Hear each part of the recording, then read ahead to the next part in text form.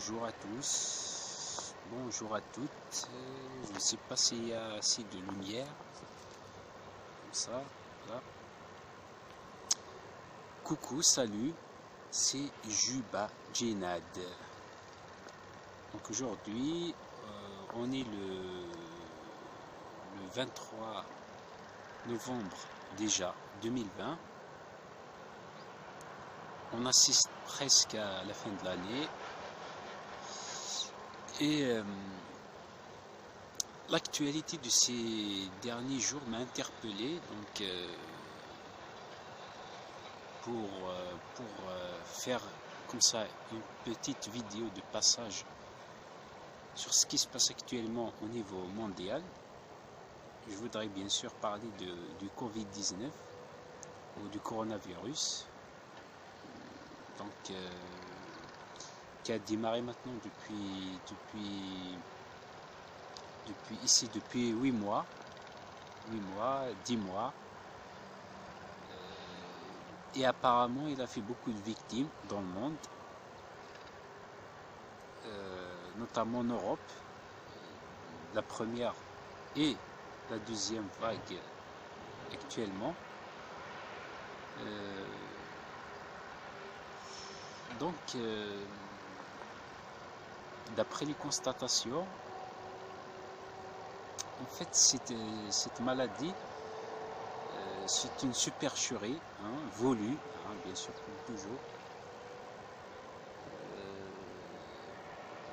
Ça a été créé par l'homme pour, encore une fois, pour ses propres intérêts. Voilà, c'est comme ça, ça a été toujours comme ça. Ça a été toujours comme ça, le côté pécunier.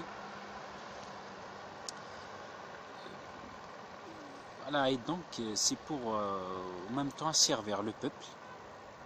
Moi je le constate, je le vis, je le constate au jour le jour, notamment avec le port obligatoire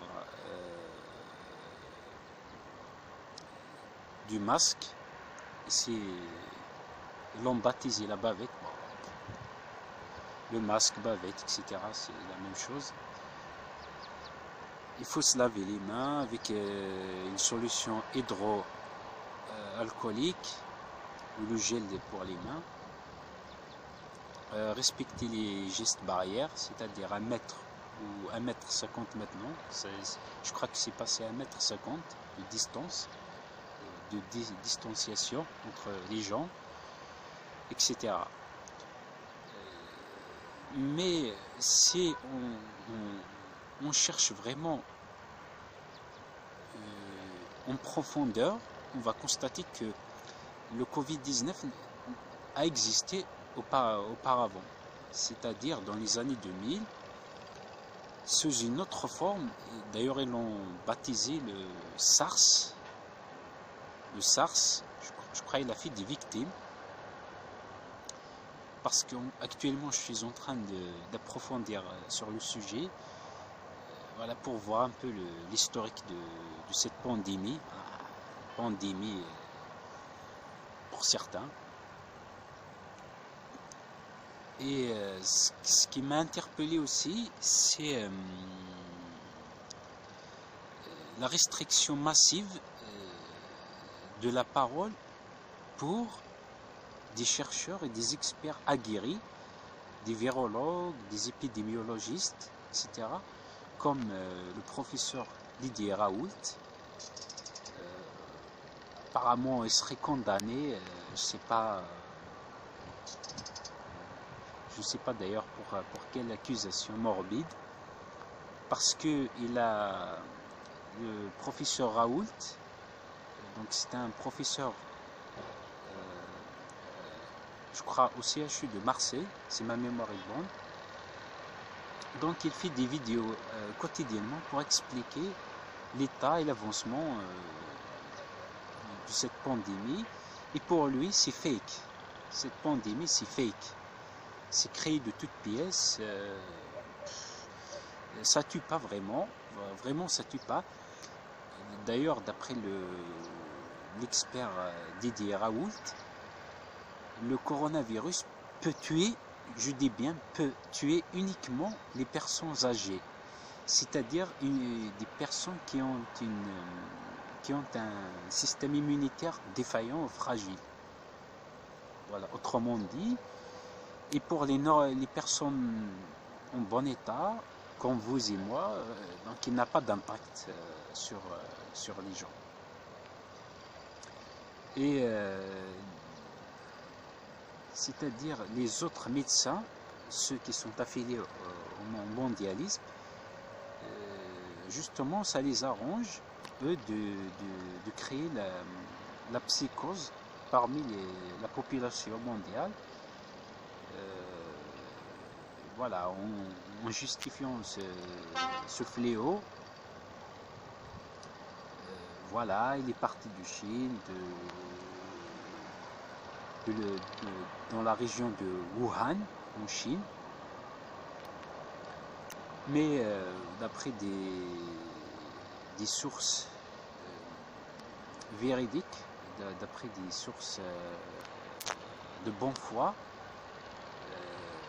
le virus ne serait pas parti de la région de Wuhan, en Chine, mais il a existé auparavant. Donc, et moi, je suis d'accord avec cette théorie, on va dire cette théorie, parce qu'il y a des gens qui vont dire mais non, ça nous a tombé dessus comme ça, pour ne pas brusquer, voilà, on ne va pas brusquer, donc on va dire une théorie. Donc moi aussi je suis pour ça. Donc, moi je l'ai formulé, hein. Moi je l'ai formulé, donc je suis un partisan quand même. Donc pour moi, si vous remarquez un peu les symptômes de cette pandémie, c'est identique à ceux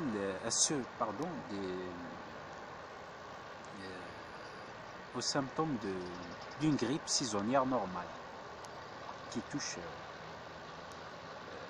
les gens et qui se vaccinent, ils guérissent, donc c'est pas quelque chose de méchant. Et moi, ce qui m'a frappé aussi, c'est les caractéristiques identiques de cette pandémie avec celles de la grippe saisonnière. Et puis j'ai réfléchi, je me suis dit voilà la conclusion, voilà le constat.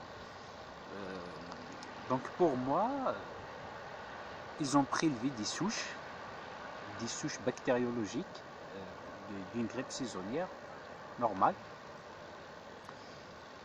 Et ce qu'ils ont fait, c'est qu'ils l'ont modifié génétiquement, parce que la génétique actuellement joue un rôle très prépondérant dans l'avancement de la recherche médicale, notamment sur l'évolution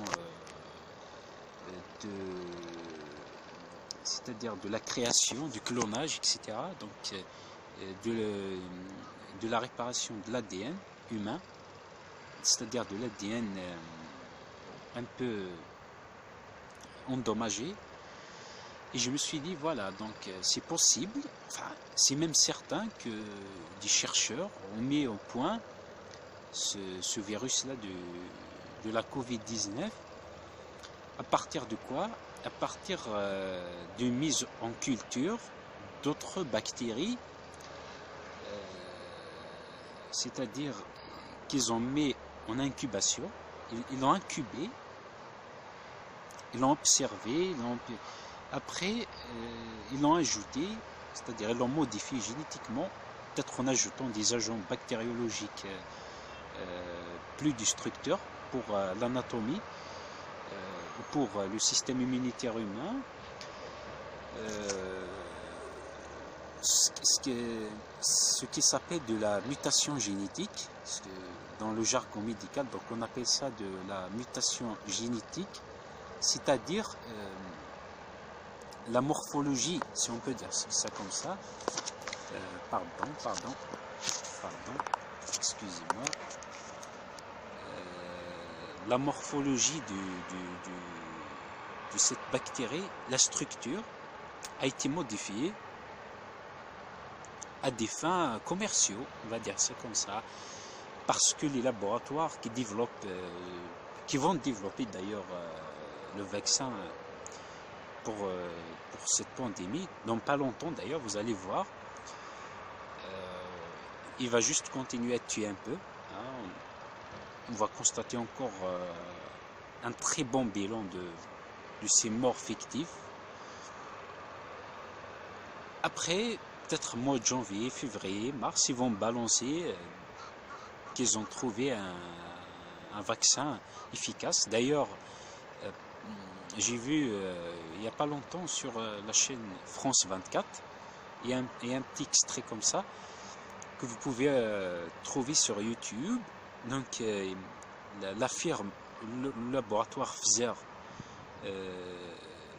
qui est un grand laboratoire mondial, donc bien sûr c'est américain, donc ils ont mis un vaccin d'une efficacité prouvée, apparemment prouvée de 90%, donc pour cette pandémie. Donc la Chine,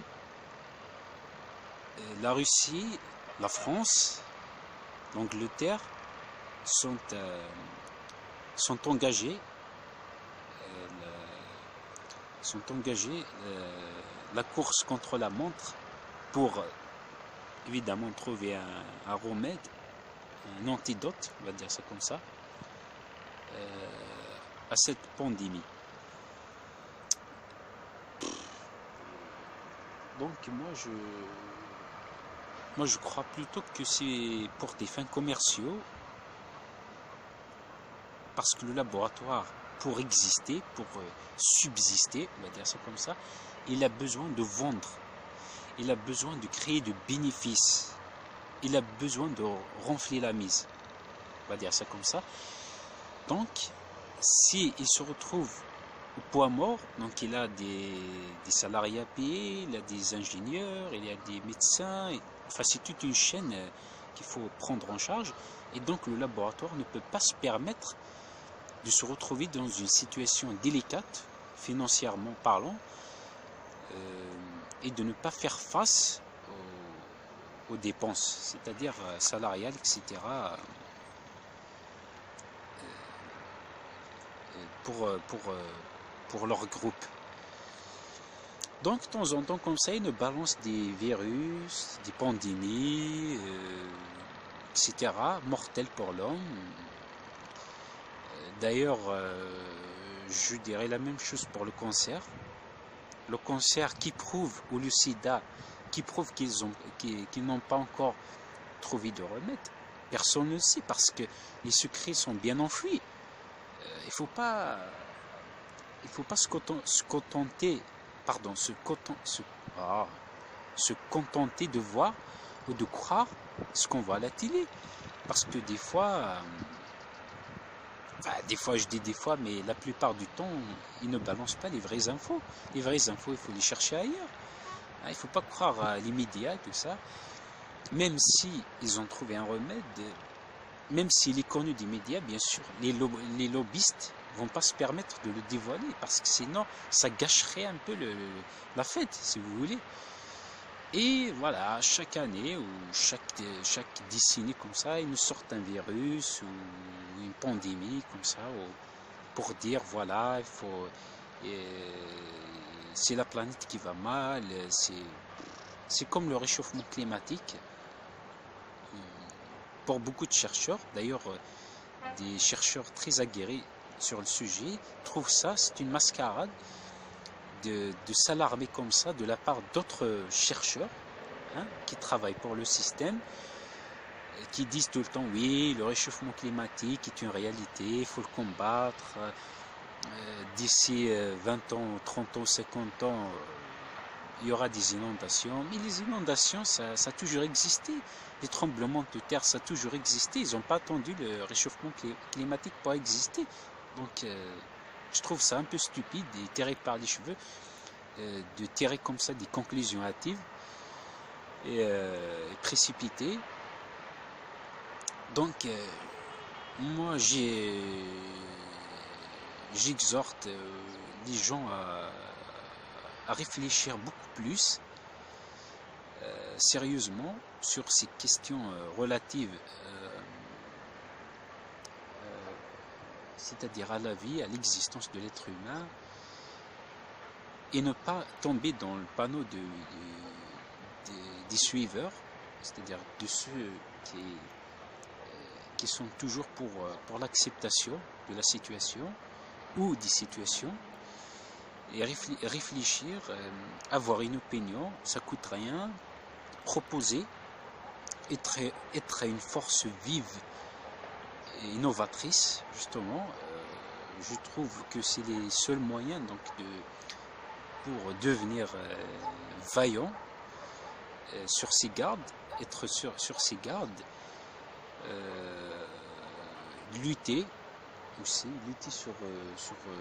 contre toute forme comme ça, de spéculation informative, etc. Donc voilà ce que je voulais faire, une petite intervention comme ça, rapide. On va voir l'évolution, on va voir ce que ça va donner dans les prochains jours. Pour l'instant, je ne crois pas qu'il y aura une amélioration, mais restons prudents, donc continuons à prendre soin de nous-mêmes, de vos proches, de tout le monde. Et je vous dis ciao. Moi, je vais faire des lives sur Facebook. Donc, à partir de maintenant, donc, je vais faire beaucoup plus des lives sur Facebook. Parce qu'ici, je suis en pleine nature, comme vous voyez. Donc le live de Facebook, je vais faire en préparant les thématiques, les sujets abordés. Et comme ça, peut-être il y aura des interventions des citoyens, des gens qui voudraient donner leur avis, pourquoi pas. Et donc voilà, je voudrais vous dire donc merci à ceux qui vont écouter cette vidéo, la regarder, l'écouter et prendre note surtout. Et on se dit à la prochaine fois. Prenez soin de vous, soyez prudents, stay safe et à bientôt.